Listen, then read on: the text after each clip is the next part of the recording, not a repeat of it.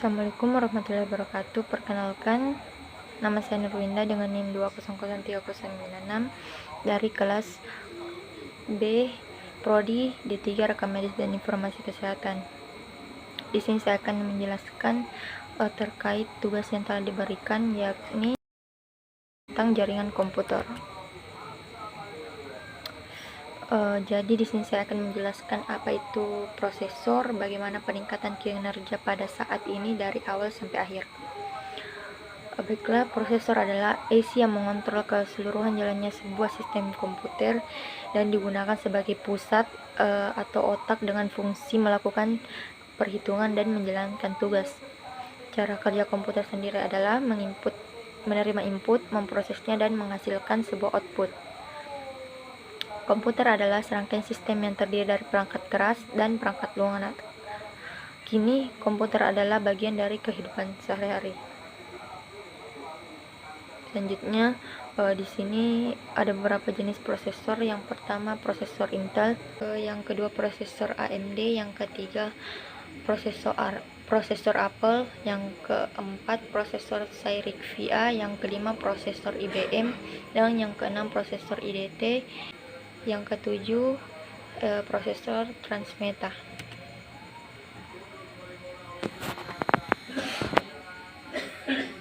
Selanjutnya menjelaskan apa itu RAM atau Random Access Memory dan bagaimana cara kerjanya. RAM atau Random Access Memory merupakan penyimpanan dengan kecepatan tinggi yang digunakan untuk mengakses data sementara komputer, dan RAM bekerja dengan menyimpan data umum yang digunakan program secara konstan atau saat ini.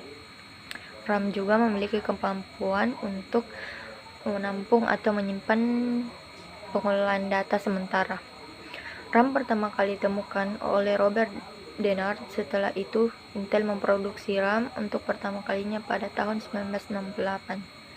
Setelah komputer diciptakan, perkembangan RAM dimulai dibutuhkan tegangan sebesar 5,0 volt pada saat RAM mulai diproduksi, sehingga RAM bisa bekerja keras dengan frekuensi sebesar 4,77 MHz. Baiklah, adapun jenis-jenis RAM. Yang pertama itu EDORAM, yang kedua FPM RAM, yang ketiga Flash RAM, yang keempat SDR RAM, 5 SDDR SDRAM. Selanjutnya menjelaskan apa itu ROM, peningkatan kecepatan dari awal sampai akhir dan jenisnya. ROM atau Read Only Memory, biasa juga disebut dengan firmware, merupakan jenis memori yang isinya tidak hilang ketika tidak mendapat aliran listrik, dan pada awalnya isinya hanya bisa dibaca. ROM bekerja cukup sederhana. ROM akan diandalkan user komputer untuk menyimpan data berupa software default atau bawaan pabrik ke dalam chip ROM. Adapun jenis-jenis ROM sebagai berikut. Yang pertama, Masked Read Only Memory atau MROM. Yang kedua, Programmable Read Memory PROM. Yang ketiga, Erasable and Programmable Read Only Memory atau EPROM. Yang keempat, Electrically Erasable and Programmable Read Only atau EEPROM. Yang kelima, Flash ROM. Selanjutnya, mengetahui apa itu hard disk, bagaimana cara kerjanya dan perkembangannya. Hard disk adalah komponen perangkat keras yang menyimpan semua konten digital, dokumen, foto, musik, video, program, preferensi aplikasi, dan sistem operasi maupun konten digital yang tersimpan di hard disk. Hard disk awal mula dipertunjukkan oleh IBM pada tahun 1956, di mana saat itu merupakan sebuah standar penyimpanan dalam pemakaian komputer umum di tahun 1960-an. Namun saat ini hard disk mempunyai kemajuan, yaitu dengan adanya SSD. SSD adalah generasi penerus dari hard disk yang bisa membaca dan menyimpan data dengan cepat, pemakaian daya yang rendah, serta sebagai komponen yang mempunyai kapasitas besar. Hard disk memiliki fungsi sebagai media penyimpanan atau pembaca data komputer. Data yang disimpan itu seperti operasi baik Windows atau Linux, software, dan juga data pribadi dari pengguna. Dan bagaimana cara hard disk bekerja, yaitu dengan cara menyatukan setiap nilai yang terdapat dalam komponen platter. Pada komponen ini ada material yang bersifat magnetik dan terbagi ke dalam miliaran area dalam ukuran sangat kecil, di mana setiap area ini dapat menghasilkan gaya magnet yang digunakan untuk menyimpan hanya satu data, sementara yang tak memberikan gaya magnet, data yang tersimpan adalah nol. Kapankah mereka bekerja? RAM, ROM, hard disk, atau kapan digunakan? Baiklah, yang pertama itu RAM atau Random Access Memory, memiliki fungsi untuk membaca, menulis data, serta menjalankan aplikasi dengan cepat. Dan yang kedua, ROM atau Read Only Memory, memiliki fungsi untuk menyimpan program pada saat awal mengunduh aplikasi dan hanya bisa membaca tanpa mengubah. Yang ketiga adalah hard disk. Hard disk merupakan penyimpanan permanen dalam komputer. Hard disk dapat digunakan sebagai tempat penyimpanan data-data dan tidak akan hilang. Data tidak akan hilang setelah komputer dimatikan dan dinyalakan kembali. Selanjutnya menjelaskan tentang monitor dan sejarah perkembangan monitor.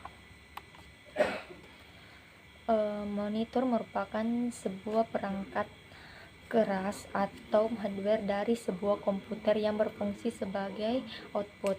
Melalui monitor, bahasa komputer akan diterjemahkan sehingga bisa dilihat oleh manusia. Kemunculan monitor diawali dengan munculnya VDT atau The Video Display Terminal. VDT merupakan layar yang bisa diakses dengan menggunakan keyboard. Di tahun 1855, seorang ilmuwan Jerman yang bernama Heinrich Gebrüller berhasil menemukan monitor tabung pertama.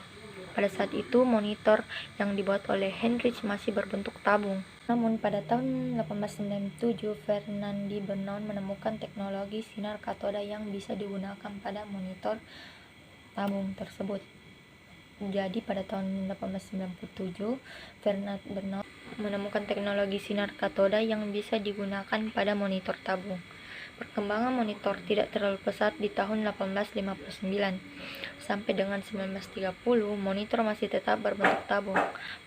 Baru di tahun 1963, perkembangan teknologi kristal liquid yang merupakan teknologi yang memungkinkan monitor tidak berbentuk tabung lagi.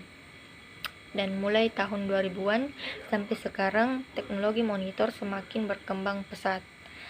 Bermunculannya macam-macam monitor seperti LED, LCD, dan plasma. Jenis monitor yang terbaru saat ini adalah monitor OLED. Penjelasan selanjutnya, apa itu video graphic adapter atau VGA dan macam-macam VGA.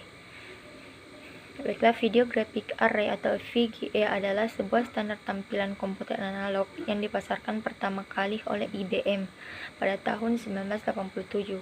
Walau VGA sudah diganti oleh standar yang lebih baru, VGA masih diimplementasikan pada paket PC. Adapun jenis-jenis VGA, yang pertama yaitu VGA onboard, yang kedua VGA card, yang ketiga VGA Type CPE, dan yang keempat PCA Expert. Jadi selanjutnya penjelasan mengenai mengapa di seluruh komputer selalu dimulai pada huruf C. Apa penyebabnya, kenapa bukan dimulai dengan huruf A atau B? Jadi pada tahun 1980-an awal dari sudah diberikannya label berupa huruf pada driver, maka tentu harddisk ini yang harus diberi label sesuai urutan, karena sebelumnya ada dua floppy disk yang diberikan label huruf A dan B, maka artinya harddisk ini merupakan penyimpanan ketiga. Jadi dengan demikian, untuk melanjutkan label huruf sebelumnya, maka harddisk diberikan huruf C. Jadi huruf C pada awalnya ditunjukkan untuk melabeli harddisk sebagai penyimpanan ketiga setelah floppy disk A dan B. Namun karena ukurannya harddisk yang lebih besar sehingga bisa dibagi menjadi beberapa partisi. Baiklah, mungkin itu yang sempat saya sampaikan. Lebih dan kurangnya mohon dimaafkan. Assalamualaikum warahmatullahi wabarakatuh.